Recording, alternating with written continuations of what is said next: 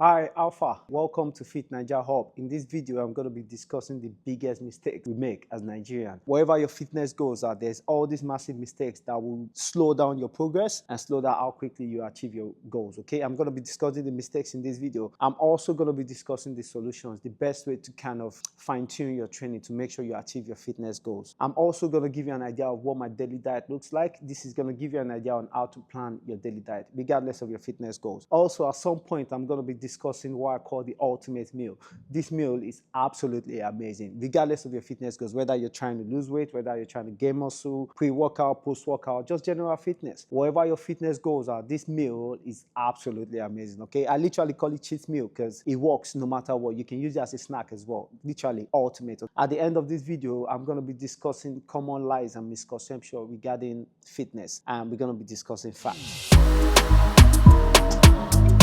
So, mistake number one is following Western training and diet plan, okay? Now, this is a big problem because I started doing this at the beginning of my fitness journey and I wasn't seeing results. It's impossible for you as a Nigerian to train like a Westerner and eat and live like a Nigerian, okay? That's not gonna work. The way we eat, our carb-heavy diet, the kind of times we eat, the amount of time we have to even train, all of that is gonna affect your training, okay? First thing you need to take note of is copying Western training style and diet page for page. You cannot train like that. You need to adapt it to your lifestyle and your diet. I'm going to be discussing the solutions in a bit, okay? So basically, you cannot train like a Westerner while you're eating like a Nigerian.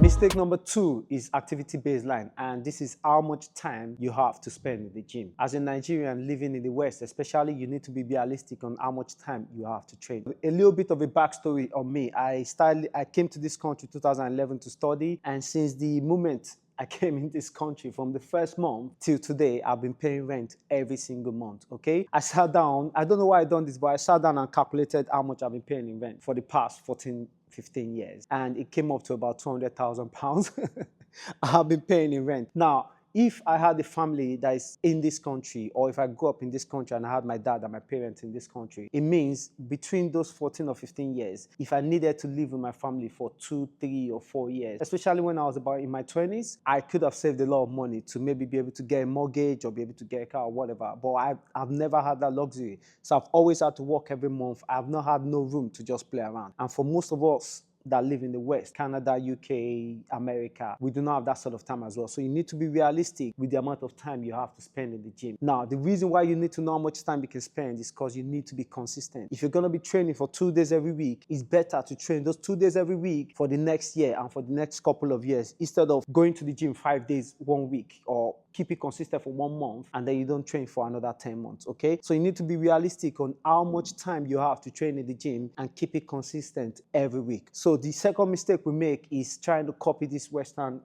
lifestyle and trying to train as much as them. Doing 1 day chest, 1 day back, 1 day, you don't have that sort of time. If you have that sort of time, amazing. But for most of us Nigerians, we are here to hustle. We're here to work. So we don't have that sort of time, but you need to be realistic and stick to your goals, stick to your training times, and be consistent, okay?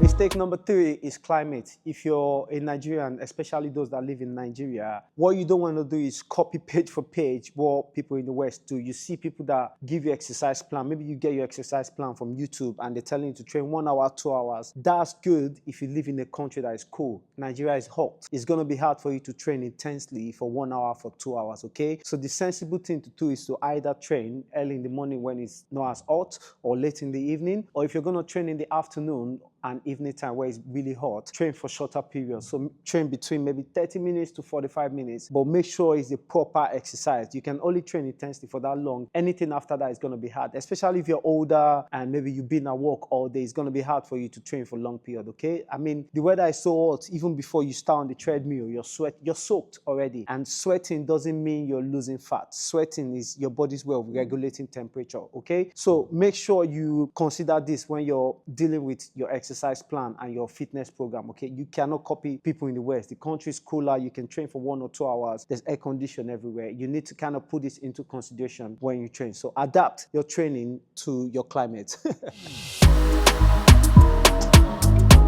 Let's talk solution, okay? Now, regardless of your fitness goals, one of the most crucial parts, determining factor of whether you achieve your goals or not, is your diet, okay? And if you're into fitness, one of the things you need to learn very fast is your protein intake, okay? You should be having between 1.4 to 2 grams of protein per kilogram of body weight, okay? So if you're 70 kilograms, for instance, in body weight, you should be having between 98 to 140 grams of protein per day, okay? Now, if you're trying to lose body weight, or you're just training for general fitness, you should keep it on the lower end of that. So you should be having between 1.4 to 1.6 grams per day. If you're trying to gain muscle mass, you should be having between 1.6 to 2 grams of protein per day. Protein is very crucial for your recovery, and if you're trying to gain muscle mass, for your muscle fibers to repair themselves, they need amino acids, which is what you get from protein, okay? Now that's protein. Let's go into carbs now. As Nigerians, our food is very carb heavy, okay? Now, that is not the problem. The problem is the quantity of carbs we have and the times we have our carbs, okay? Usually, on average, Nigerians, we have carbs for breakfast, carbs for lunch, and carbs for dinner. You need to start cutting out the carbs, especially the dinner. Carbs is meant for energy. If you have your carbs late at night before you go to bed, you're not going to use that energy, which is why you keep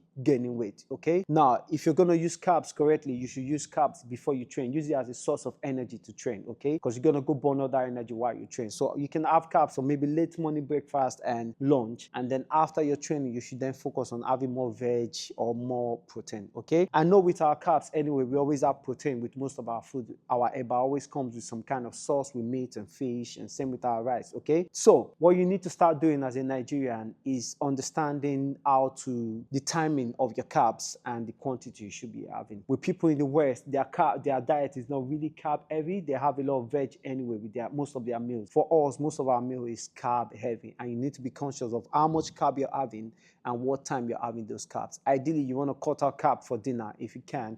At the beginning, it's going to be hard. What you can do at the beginning is start having maybe a little bit of quantity of carbs at the end of the day, if you still want to have carbs anyway, but focus on having more protein at the end of the day and more vegetables at the end of the day, okay?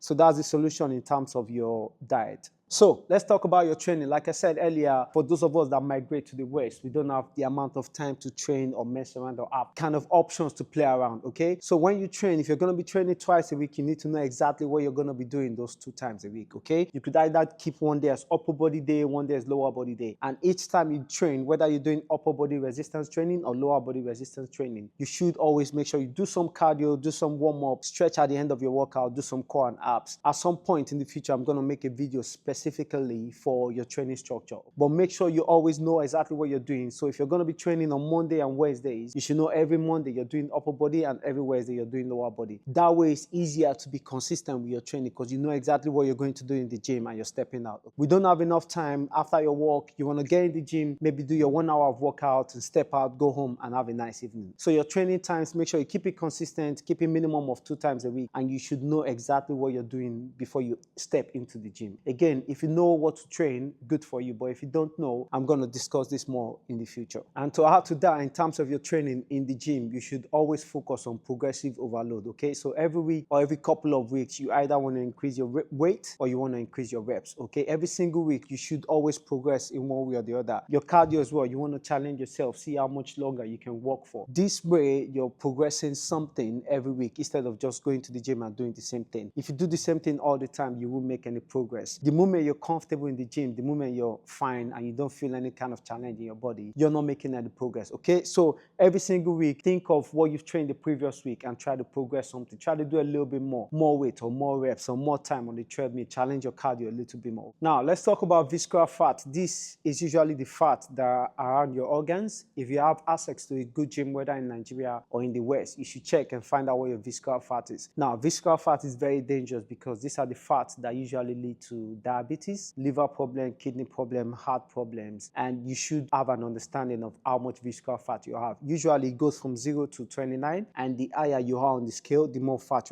you have around your organs. The lower you are, the better, okay? So ideally, you want your visceral fat to be maybe 14 and lower. You don't want it to be any higher than that. Now, according to recent statistics, we have about 12 million Nigerians in Nigeria that are considered to be obese. That is a lot of people. That's more than the population of New York. That's more than the population of London. And and usually obesity, diabetes is usually down to high volume of visceral fat. Okay, so to avoid visceral fat, you need to be aware of how much oil you're having. Okay, vegetable oil, palm oil. If you can, when you can, you should grill your food instead, or you should just boil your food. Now let's talk about this ultimate meal that I mentioned earlier. The ultimate meal is moimoi. Moimoi is absolutely amazing, and the reason I'm gonna state the reasons why I love it. One of the biggest reasons is because of how easy I digest the food, and it's in there. It fills me up a little bit, but it doesn't fill me up too much to the point where I get into food coma. You know, the same way you feel after you have eba or amala, where you just get stuck. Wherever you are, you just sit there, you fall asleep. Also, you can get creative with momo. You can add a lot of stuff in it. You can add your veg in it. It's got protein, it's got eggs. You can use fish, you can use meat. There's just so much stuff you can add into it, and it's just this little bit of meal you can have before workout, after workout. You can take it to work. The kind of gym that I work at, I can't always bring my big meal, so something like momo is just easy. Just bring it, put it in your bag, have something quick to eat, and it's just amazing. Also, sometimes I try to eat more often a day. Instead of having 3 big meals, I have smaller meals throughout the day, and moimoi is perfect for that. Okay, so moimoi, I think, is the ultimate meal because of the nutrients you can get from it, and also the quantity, how creative you can get with it, how easily you digest moimoi as well, and it's got protein in it, so you can have it before workout, after workout. Moimoi is absolutely amazing. Honestly, I love moimoi.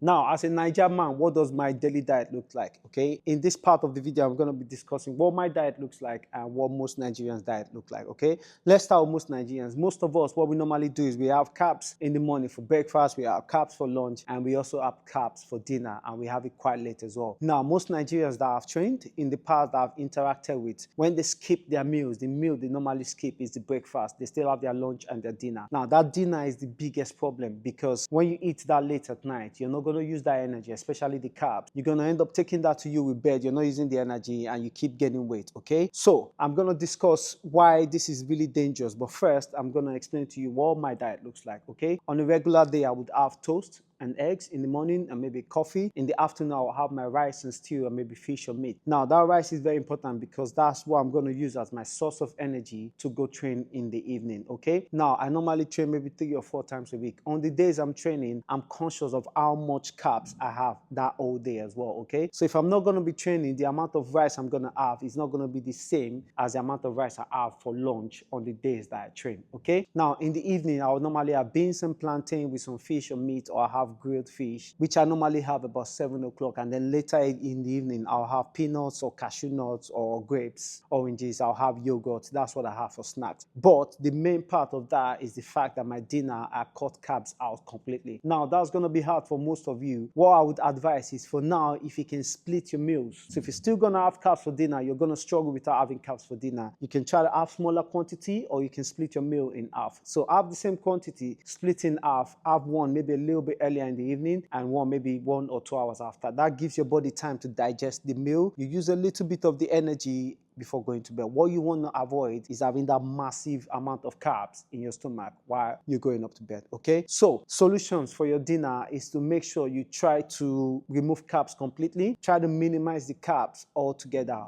Or if you struggle, you can split your meals up for now and slowly try to trick your body into not having carbs at all in the evening. So even when you split your meals up, what you can do is have one half and try to see if you can force yourself not to have the other half, and just keep that till the following day. Okay, so reduce the quantity of carbs you have in the evening and start to focus on using your carbs as a source of energy for your training.